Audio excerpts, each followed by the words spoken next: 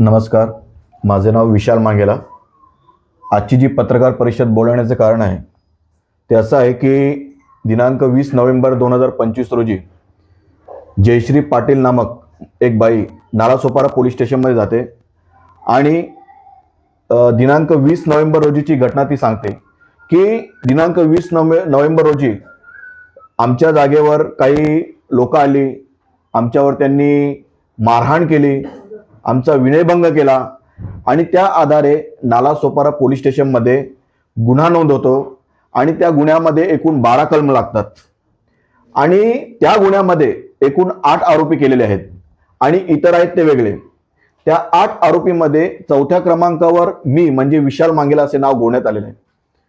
परंतु मी माझी हकीकत आज तुमच्याद्वारे आज मांडू इच्छितो की दिनांक 20 नोव्हेंबर रोजी दुपारी साधारण 1:11 मी आणि माझी पत्नी सारिका मांगेला हे आम्ही दोघेही नाशिक त्र्यंबकेश्वर येथे ओला उबर गाडीने प्रवास करत होतो। 1:11 आम्ही प्रवास सुरू केला आणि बरोबर 5:43 आम्ही नाशिक त्र्यंबकेश्वरला पोहोचलो आणि तेथे पोहोचल्यानंतर जे ओला गाडीचे पैसे होते ते मी स्वतः माझ्या मोबाईलद्वारे जीपेने त्याला पेमेंट केलं। त्यानंतर ज्या गुरुजींकडे आम्हाला थांबायचं होतं तो शिवयोग आश्रम, सुनील देवकुटे या गुरुजींचं नाव आहे, तिथे आम्ही थांबलो आणि जो आमचा धार्मिक विधी होता 3 दिवसाचा तो धार्मिक विधी आम्ही पूर्ण केला।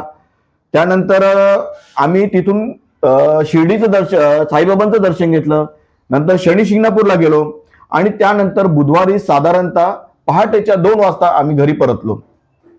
हे सगळं सांगण्याचं कारण काय की मी विशाल मांगेला आणि माझी पत्नी नाशिक त्र्यंबकेश्वरला येथे असताना त्या बाई म्हणजे जयश्री पाटील हिने माझं त्या गुन्ह्यामध्ये 4थ्या क्रमांकावर नाव टाकलेलं आहे।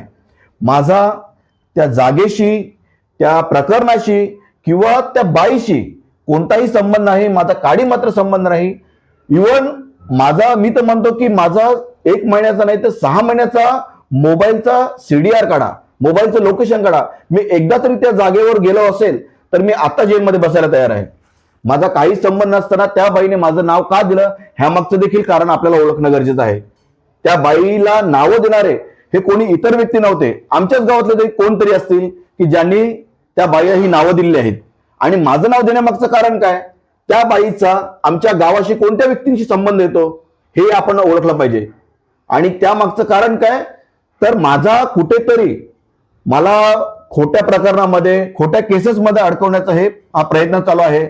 त्याबाबत मी माझे जे काही पुरावे आहेत, माझा जो अर्ज आहे तो मी अर्ज माननीय CP साहेबांना, DCP साहेबांना, ACP साहेबांना आणि नालासोपारा पोलीस स्टेशनला दिलेला आहे। त्यासोबत मी नाशिक त्र्यंबकेश्वरला जो होतो तिकडला CCTV फुटेज दिलेला आहे। तसेच मी त्यांना ओला गाडीने जे मी गेलेलो आहे त्या ओला गाडीच्या ट्रिपची मी स्क्रीनशॉट त्यांना दिलेले आहेत।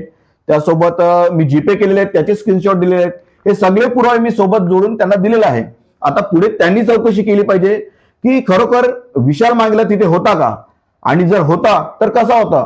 ते जे व्हिडिओ आज व्हायरल झालेले आहेत, तिकडचे जे काय भांडण झाले ते व्हिडिओ भरपूर व्हायरल झालेले आहेत।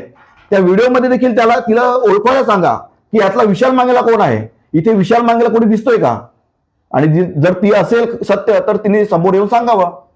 आणि यामध्ये माझं एवढंच म्हणणं आहे की आमच्यावर खोटे गुन्हे नोंदवण्याचा प्रयत्न केला जात आहे, आम्हाला कुठेतरी फसवण्याचा प्रयत्न केला जात आहे। म्हणून माझी आपणाद्वारे विनंती आहे की पोलिसांनी याची सखोल चौकशी करावी आणि हे प्रकरण काय आहे हे तुम्ही सिद्ध करावं।